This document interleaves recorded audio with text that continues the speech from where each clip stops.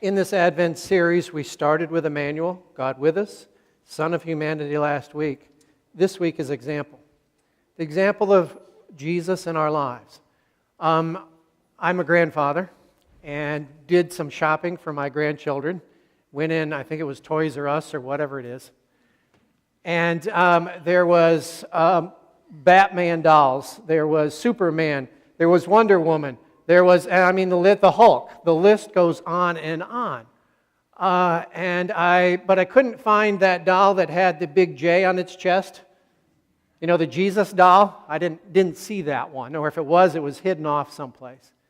And I got thinking about examples in our lives, and then we can then go on to other examples of people that follow and worship, you will, musicians and singers and movie stars, and who wish to be politicians and all that kind of stuff out there, the examples that people follow and want to follow. And yet, as I've thought before, you see a few t-shirts once in a while that talk about Jesus, but not much as compared to all the other symbols and idols and all that are out there before us. But then you have to understand Jesus is different. Jesus was an action figure of love and is an action figure of love. Blessed are those who mourn. Blessed are the poor. Blessed are those who seek peace. Blessed are those who are willing to suffer and die. This morning's message is made up of Jesus' example as compassion, action, forgiveness, and being a teacher. Let me do this briefly. Compassion. I don't know if you saw on the internet or in even some of the news reports this week. It shows a school gym, and there's a wrestling match, and it's two little girls that are about, I think, 5 or 6 years of age that are out there for wrestling. And they're wrestling, and of course what happens is they fall down on the mat, and all of a sudden from the corner, you see this little infant boy come running out across the mat. And he jumps on the top girl and pulls him off because his sister's on the bottom. So he's come out to save his sister, to help her because she needs help. At least he thinks she does. So Dad comes out, picks him up, brings him back over. And I don't know if this is just a repeat, but on the second you see him come dashing back across the mat again and jumps into the mix. The idea of love and compassion that he is showing. And then I'm just going to move to the idea of act, and the story that's there is, and this was not recent, but a while ago on the football team, one of the players came down with cancer and he had chemo treatment and lost his hair. So the entire football team shaved their heads to be in solidarity with him, let him know that they cared about him and was there for him. And this wasn't just recently where lots of people are doing that. This was back in the very beginning, before anybody really thought about doing that. So he had the whole football team in an action that showed their love and care for him. The Gospels are full, of course, of Jesus and his action of feeding, healing, listening, and teaching.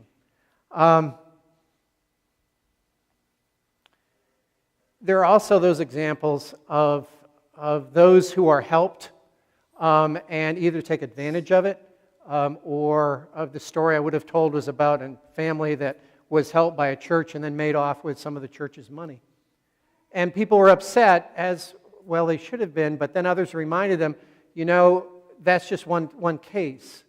We do this not because we want to be patted on the back and or being given gratitude, and let's be real here. People help all of us from time to time, and sometimes we're not grateful. Sometimes we're not saying thank you. Sometimes we're not, and as Paul says in Scripture, we're all saints and sinners. So the whole idea of what we do and in our act is that whole idea of working for others, again, not for a pat on the back. And just on the last of that is when life is really tough, you're depressed, and everything is going wrong in your life, the best thing that you can do is get out of the house. Go help somebody else. Because when you help somebody else, you're helping yourself. And that is one of the greatest ways of showing action in the example of Christ. We then get into forgiveness. Jesus, of course, says on the cross, Father, forgive them for what they've done. If you know Gilbert and Sullivan, that is a great story. I don't have time to tell it. but to look that up of how two individuals who came to fight against one another and never did forgive one another that I know of. According to, the one I liked was very much, is it's the middle of the summer and this guy's wearing a big heavy coat. And he's asked, why are you doing that? And he said, because it feels so good when I take it off.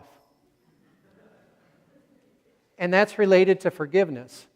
If you're holding on to the hate and the anger, it's a heavy coat. And if you can't take it off, you suffer under it. Whereas if you can take it off and let it go and forgive, then you are so much better off. And the final is a teacher. Jesus, of course, being the great teacher, taught the disciples, continues to teach us in the Gospels through themes of stories, parables. He used examples like sheep, mountains, lakes, crops, that all connects with us. Someone once said, a mediocre teacher tells, a good teacher explains, a superior teacher demonstrates, but the great teacher inspires. And that's Jesus in our lives as Jesus inspires us.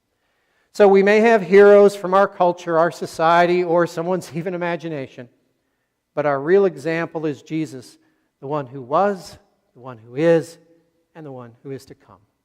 Amen.